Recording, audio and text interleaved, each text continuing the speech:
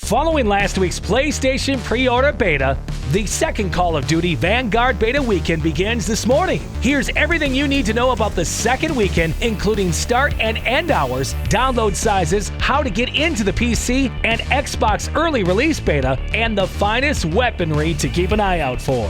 Hello there, this is League of Gamers, and if you're new here, please subscribe to the channel and switch on alerts to be notified of every new upload.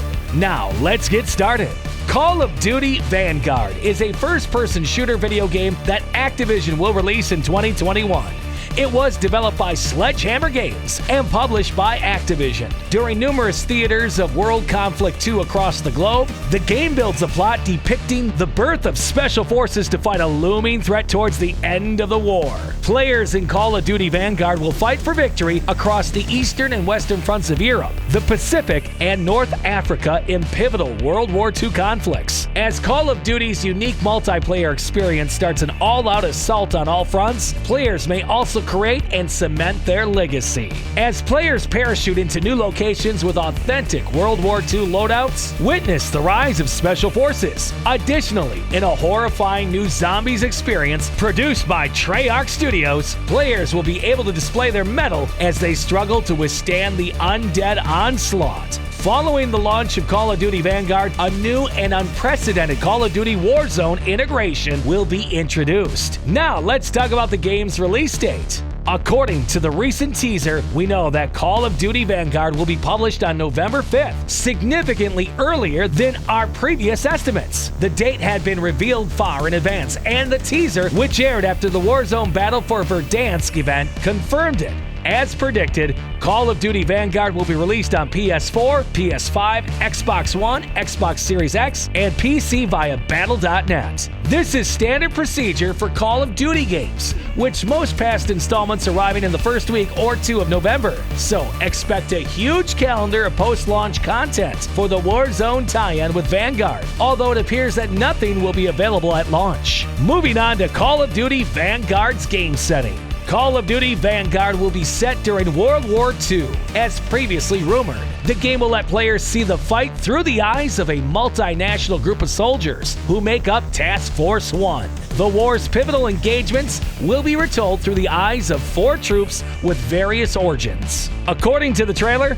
Task Force 1 will go to North Africa, the Eastern Front, the Western Front, and the Pacific during the war, making it a truly global operation. Expect a wide range of settings and places, which will also be present in multiplayer. We already knew a lot about Vanguard before the trailer. For example, unlike past World War II games, the game will not shy away from portraying Nazi imagery, and Treyarch is in charge of the zombies mode. Please remember to hit the thumbs up button and subscribe to the channel for more gaming videos before we continue on to the most awaited part of the video, the weapons. Now, let's talk about the weaponry in Call of Duty Modern Warfare 3 Vanguard. We don't know much about Vanguard weapons right now, but given the World War II scenario, we can make some educated predictions about which firearms we'll be utilizing. Classics such as the MP40, MP44, or STG-44, and the M1 Garand will almost certainly be included. The PPSH submachine gun is the most likely weapon that will be unavoidable. The name of the Russian gun comes from the phrase Poselane Polomate Shapenga, which means Chopin's machine pistol, after its creator, Gregory Chopin.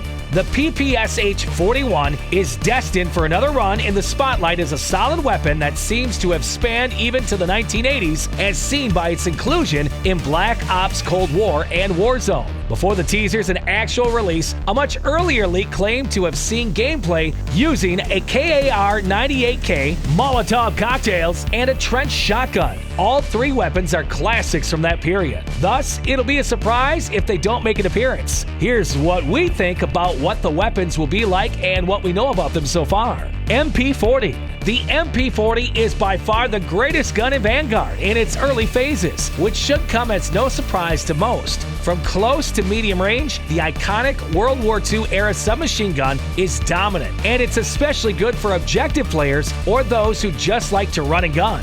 the MP40 can currently compete with any other submachine gun or assault rifle on the market. Of course, this could change in the future, but you can count on this gun to be in the meta for a long time. Its speed and accuracy are also unrivaled. STG-44. Fans of assault rifles will appreciate the STG-44, which is a jack of all trades. In terms of statistics, it's well balanced in terms of firepower, speed, accuracy, and ammunition, and it'll become an instant favorite simply because it's a default weapon. Other assault rifles excel in different ways, but the STG-44, according to its in-game description, is viable in practically any situation. BAR.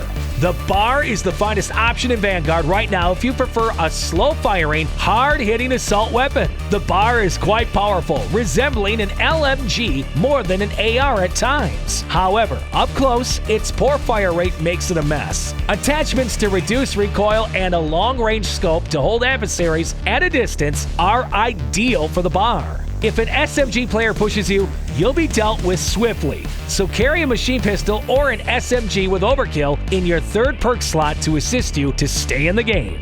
KAR-98K.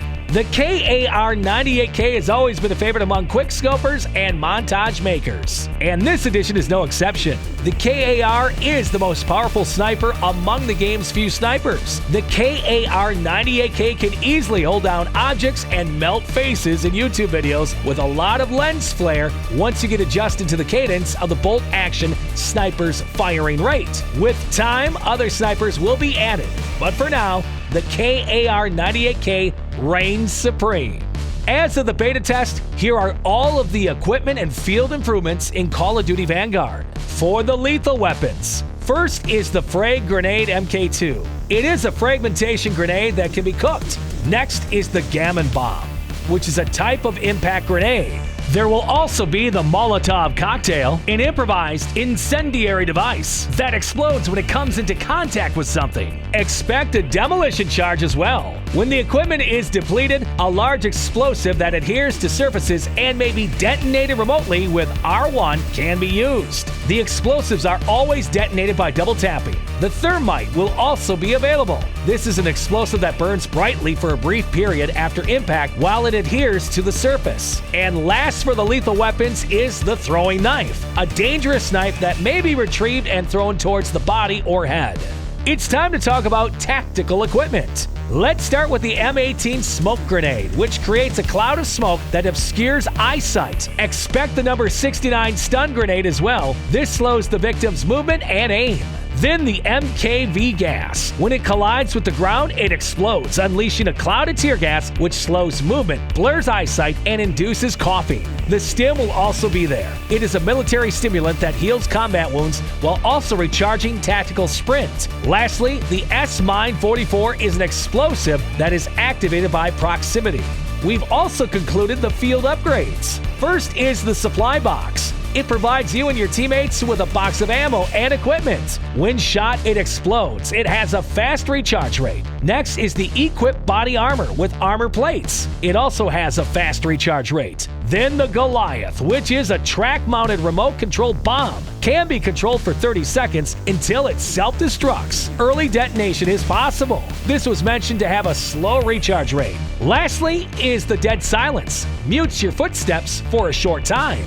The duration of gun, melee, and throwing knife kills is refreshed. It has a fast recharge rate. Let's have a quick discussion regarding the game's map before we wrap up this video.